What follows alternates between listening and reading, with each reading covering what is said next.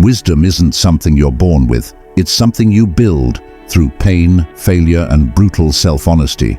But in a world flooded with opinions, distractions, and ego, most people never even get close. They react, they posture, they repeat the same emotional mistakes for decades, and then wonder why nothing changes. This video is about 7 Stoic habits that don't just make you smarter, they make you wiser, and not in theory, in how you handle stress, how you deal with people, how you move through life with strength, clarity, and control. 1. Delay the first reaction. Someone insults you. You feel heat in your chest. The impulse to fire back is instant, but wisdom waits. The Stoics believed your first reaction is often your worst one. Marcus Aurelius called it the ruling reason. That split-second choice to either feed the fire or extinguish it. Wise people pause. They understand that feelings are visitors, not commands. And in that pause, 5 seconds, 10 seconds, they reclaim their power. In modern terms, it's emotional regulation. But for the Stoics, it was deeper. It was moral discipline. They weren't passive. They weren't weak. They simply refused to let other people's chaos dictate their state. And when you master that pause, you don't just avoid mistakes, you start making moves that others can't see coming. That's power. That's clarity. That's wisdom. 2. Ask, is this within my control? You're stuck in traffic. Your client ghosts you. The news is screaming disaster again. Most people spiral. Anger, stress, helplessness. But the Stoic sees the trap. Epictetus said it clearly. Some things are up to us, and some are not. That's the Stoic filter. Wise people triage reality. What's mine to fix? What's outside my reach? Everything outside, let it go. Not with apathy, but with discipline, because pouring energy into what you can't control is a tax on your future. It makes you reactive, bitter, weak. Instead, focus sharpens. You tighten the circle. Your actions, your effort, your mindset, that's where your leverage is. That's where the wins come from. This one habit alone, it clears mental space like nothing else. Because control isn't about having it all. It's about knowing what deserves your energy. 3. Never argue to win, only to understand. Modern discourse is a battlefield. Everyone's talking, no one's listening. But wisdom doesn't fight to dominate, it seeks truth. Seneca wrote, "You learn more by listening than by speaking." And that's not passivity, it's strategic restraint. A wise man doesn't enter a conversation with a sword, he enters with a mirror. He studies patterns, he watches emotional shifts. He knows every outburst reveals an insecurity, every opinion has a root. He's not there to win, he's there to see. When you stop needing to be right, people reveal everything. And ironically, that makes you far more persuasive.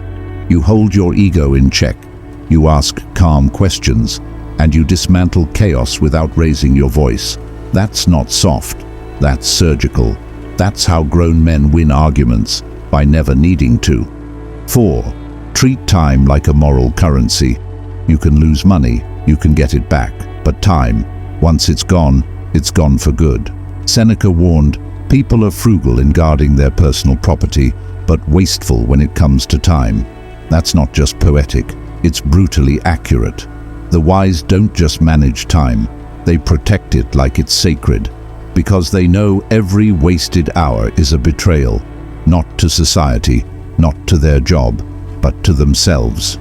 Every minute you spend scrolling, arguing, or indulging distractions is time stolen from who you could have been. Wisdom sees this. It prioritizes. It cuts ruthlessly. Not to be productive, but to be present, to do meaningful work, to rest deliberately, to live without that nagging feeling that life is slipping through your hands, because it is. And the wise don't ignore that. They act accordingly. 5. Don't trust every thought you think. Your mind lies, not maliciously, but out of fear, habit, and old stories. You think you're worthless after failure. You assume someone's mad at you because they didn't text back. That voice in your head, it isn't always a friend, and the Stoics knew it. Marcus Aurelius wrote, The soul becomes dyed with the color of its thoughts. If your thoughts are warped, your reality bends with them. The wise don't trust every mental signal. They question it, they interrogate it. Is this true? Is this useful? Who would I be without this thought? That's cognitive discipline. That's freedom. Because if your mind can trap you, it can also free you if you train it. Wisdom isn't about having perfect thoughts. It's about noticing the false ones before they sabotage your life. That's what makes the difference between peace and chaos. 6. Observe before judge. Walk into a room and immediately label someone lazy, rude, arrogant. It feels accurate, but most of the time, it's projection, ego talking. The Stoics were brutal about this. Judgment without evidence is ignorance dressed as certainty. A wise person studies before they label. They watch. They gather context. Maybe that guy wasn't rude. Maybe he was grieving. Maybe the silence isn't rejection. It's protection. The point isn't to excuse bad behavior. The point is to see clearly, not emotionally. Wisdom asks, what's actually happening here? What's driving this person? That pause. It saves relationships. It prevents overreaction. It builds patience. And in a world of hot takes and snap judgments, being the one who observes instead of accuses makes you rare and powerful, because when you judge less, you understand more. 7. Practice discomfort on purpose. Comfort weakens you, slowly, quietly. It turns risk into fear. It turns men into shells. The Stoics trained themselves to feel discomfort on purpose. Cold, hunger, rejection. Not to suffer, but to prepare. Seneca would sleep on the floor. Epictetus trained in poverty. Why? To remind themselves what they could survive. The wise do the same today. They fast. They face awkward conversations. They walk into hard situations without flinching. Not because they like pain, but because they refuse to be owned by comfort. They choose difficulty, not recklessly, but deliberately. When you do hard things by choice, life's punches don't break you, because you've already fought your inner softness. You've already walked through fear, and that changes everything. Comfort makes people fragile, but chosen hardship, that forges wisdom you can feel in your bones. Wisdom isn't flashy. It doesn't yell. It doesn't need attention. It shows up in the way you move, the way you respond, the way you carry yourself when no one's watching. And these habits?